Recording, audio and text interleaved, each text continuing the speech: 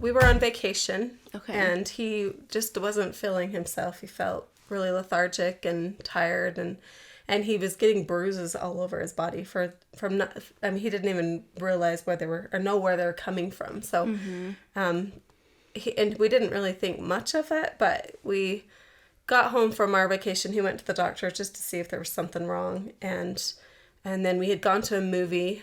It was probably 2 days after we got back.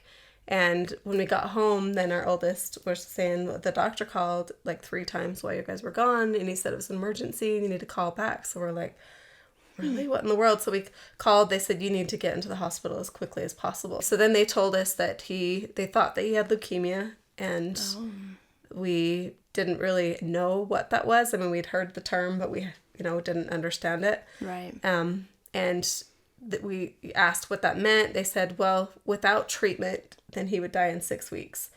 With treatment, then we don't know how long he would actually survive. And they wouldn't tell us like what the numbers were because they didn't want to scare us. Mm-hmm. So we started doing research on our own, and we couldn't find anyone that had lived past 2 years with that specific kind of leukemia. There's even after treatment? Yeah, with treatment. Without treatment, he would have died in 6 weeks. With treatment, we thought, okay, we might get 2 years if we're lucky. So he decided to become an expert in leukemia and did a lot of research himself.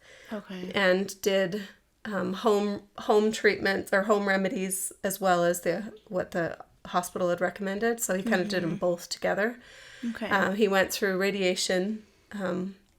Was his first treatment, and then it causes a lot of damage to your body. So then he did home remedies to kind of repair that damage as much as possible. Okay. And then he, after a year, he relapsed and had to do radiation and chemotherapy was his first treatment. Okay. So he did chemo the first time, and then the second round, then he had to do chemo and radiation.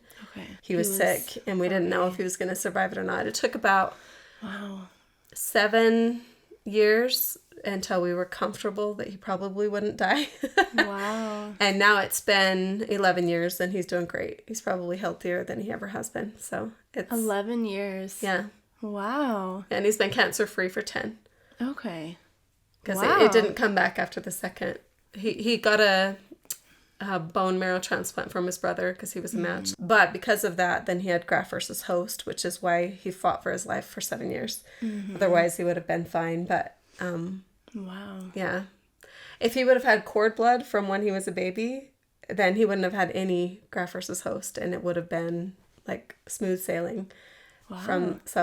So cord blood banking. Yeah, it's a really good idea if you can do it. I guess it you have to leave it up to your parents, but anyway, he's still battling a little bit with graft versus host, but he knows how to juggle things now, and he knows. And what does that mean?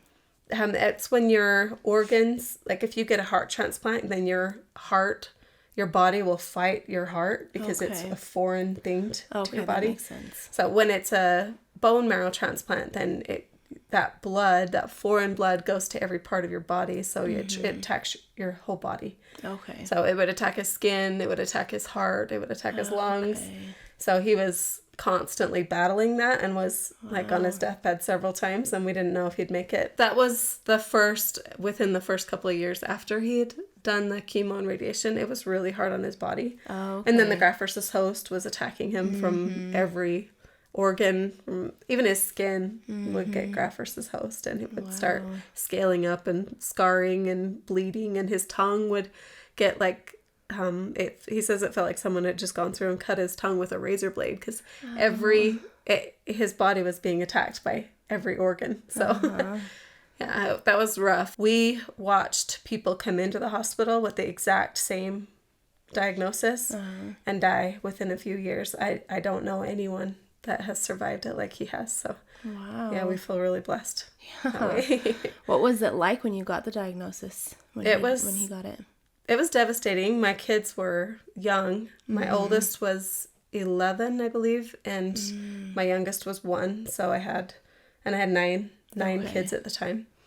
Wow. So it was pretty terrifying. Yeah. Thinking that I was going to be left to raise my kids by myself. But luckily I have, community that I can rely on. But yeah, it was... It was scary. Yeah, that's a lot. Yeah.